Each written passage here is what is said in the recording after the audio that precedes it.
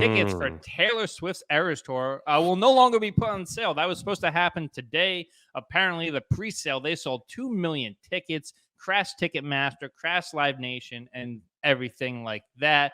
The CEO of Live Nation came out and upon canceling the tour was like, the demand was such that Taylor could have filled 900 stadiums. So I got to ask this question. I feel like we talked about a while ago, Pearl Jam trying to circumvent Live Nation and Ticketmaster and all that stuff, do their own thing.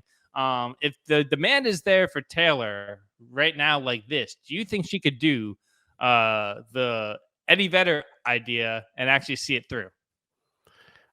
Yeah, maybe. I don't know. Shit. I mean, that's where, this is another part of the conversation where it's like, I'll get there in a second. I think maybe. And you're dealing with one of the rare artists who is so popular and seemingly motivated to stir shit up from time to time that it could be possible. I mean, let's just talk about this firstly. Okay. What the fuck have people been paying these fees for if you can't handle consumer demands? Seriously, fuck you. I buy these tickets too, and I see something like this and you start to see, oh, Taylor could have filled. I don't give a shit how many stadiums they could have filled. You need to handle this because you're a fucking giant who's been killing people for years on these fees. What are people paying? And this is when free market capitalism backfires. If you fuck people this long, you get zero wiggle room. Okay, people have been mad and at the precipice of like, fuck this company forever. So when they have an Achilles heel, when they show something, you're like, that's why you suck. This isn't a company anybody's willing to give a pass to because they've been holding people's genitalia in their hands for 20, 30 years, really screwing people over for very little reason. And, anytime a company like this comes out, like they're providing some sort of altruistic service, like, again, fuck you. Like, and this is going to come up again in our Twitter conversation where I would appreciate businessmen to just be honest. Now, so to answer your question, I mean, I just lived it, man. I just did it. I literally just did a Live Nation tour. And my anecdotal experience through my time in the music industry so far and getting increasingly large the longer I get in the industry is that Live Nation and Ticketmaster have the large scale audience market cornered, and it's painfully hard for anyone to exist without either. And actually much easier for a band at this point to just put your hands up and go, all right, throw me on these Live Nation tours, like whatever, like it's easy because they made it easy. They made it like this is their model and they actually pulled that off. So that's the truth.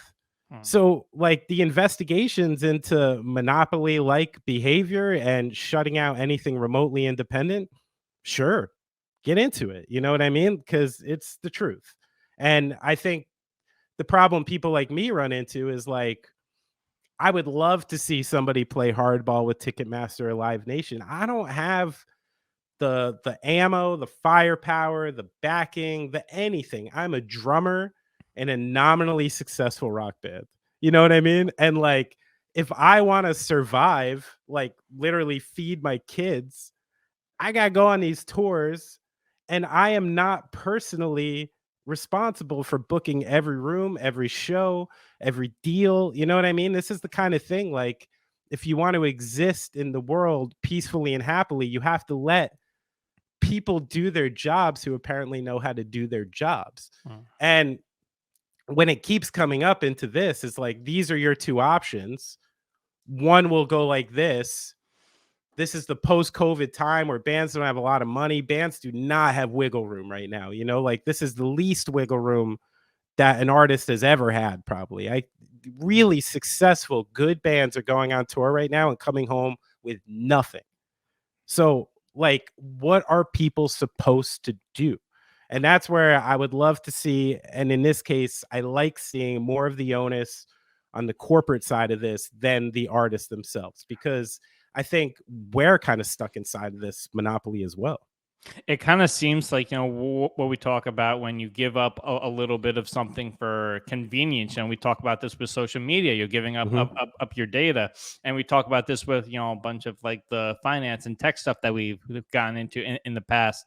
It just seems like, they've made it easier and people have gotten accustomed to a certain amount of way. And not only has it screwed over the artists, but like now it's has been screwing over the fans. So the only Right. people that keep winning is Live Nation and their stockholders, and that's Yeah. not right. And I don't mean to present some woe is me argument. I No, do and you're have not. another choice. And the other choice at the current moment is to be in a smaller band, Yeah. which is okay. You know what I mean? Like you Mhm. can make a very, very successful living doing what you want to do and being independent and doing it, but it's a lot more work for someone. Yeah. Someone in the band all of a sudden has to be a day-to-day full-time manager, somebody who's seeing this thing through end to end and probably losing money off the top doing so. And not every band and not every artist has the liberty to do all that, especially someone who gets a call every couple months who's like, "Hey, I got a tour for you." Yeah. They're like, "I don't give a shit who's putting on this tour. I got to fucking leave home and make money." Yeah. It's just so that's just the way it is at the current moment. There are other choices, and I watch punk and hardcore and all these other um, avenues exist in a very good way independently. It Mm. is Yeah. it is possible and it does exist. Like I don't want to make it sound like Ticketmaster as an umbrella over anything. But if I guess if there's anything it's done, it's made the divide between mainstream and independent just painfully obvious and a brick Mhm. wall in between the two.